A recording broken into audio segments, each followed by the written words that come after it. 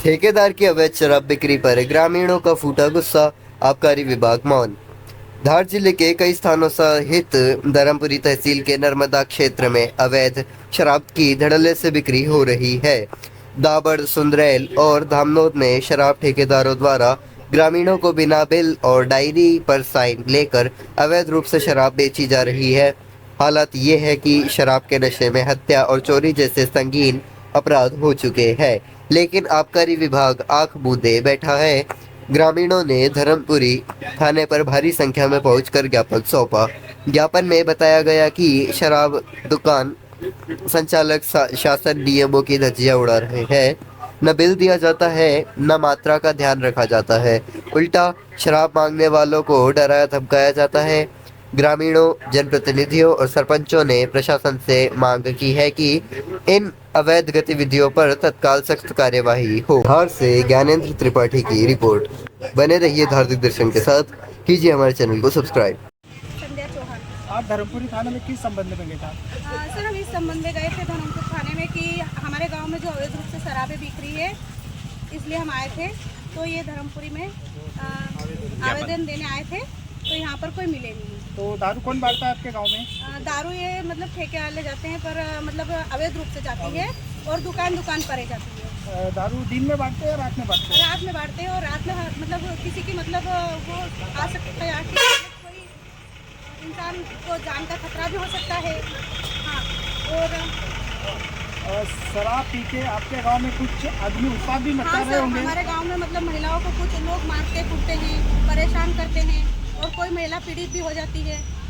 अगर शराब पीने के पैसे नहीं रहते होंगे तो आपके घर से चोरी चपाटी भी कुछ आदमी करते होंगे सर? जी सर, हाँ, हमारे घर के बर्तन वगैरह सब बेच देते हैं लोग। सिंह चौहान, विधायक प्रतिनिधि मनावर काली बावड़ी। धर्मपुरी थाने पे आपने किस संबंध में ज्ञापन दिया आज? धर्मपुरी थाने में हमने दारू के संबंध में ज्ञापन दिया है, जहाँ की दुकानों से अवैध सप्लाई हो रही है और परिवहन से ज़्यादा ही दारू सप्लाई कर रहे हैं। तो दारू वाले रात में सप्लाई करते हैं या दिन में? हाँ, रात में भी गाड़ियाँ चल रही है, बोलेरो वगैरह, रात में ज़्यादा सप्लाई हो रही है। किसी प्रकार की दुर्घटना होती है रात में तो इसके जिम्मेदार कौन रहेंगे? ये विभाग रहेगा उनका, जो भी आबकारी विभाग है, दारू वालों का जो ठेके जिनके उसमें रहते हैं। आप ठेके पे जाते हैं, दारू लेते हैं, तो दारू का बिल देते ठेकेदार आपको? नहीं, अभी तक तो ऐसी कोई चीज़ें हमारे सामने नहीं आई है। हम उसी चीज़ के लिए आज थाने पे ज्ञापन दिया है कि अगर दारू बिक रही है तो किस प्राइस में बिक रही है, कितना पैसा लिया जा रहा है, बिल अभी तक किसी को नहीं दिया है। आपने धर्मपुरी आबकारी विभाग से कुछ बात करी थी?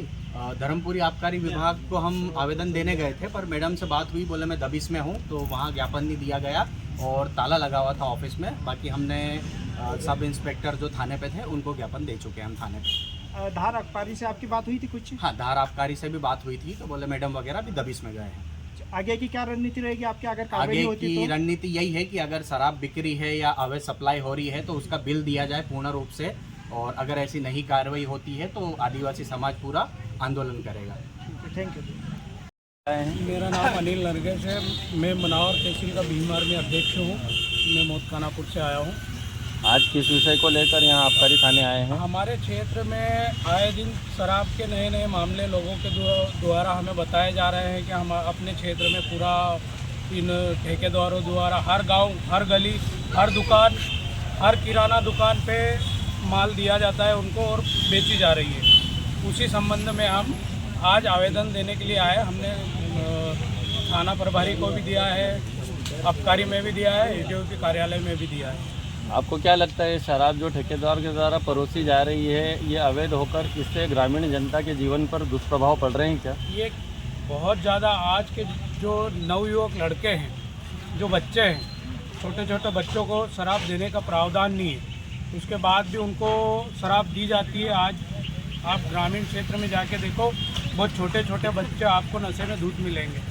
धामनोद और धर्मपुरी थाना क्षेत्र में जो पिछले 1 महीने में अपराध के ग्राफ बढ़े, लूट, डकैती, मर्डर, तो इसके पीछे आप किसे दोषी मानते हैं? शराब को।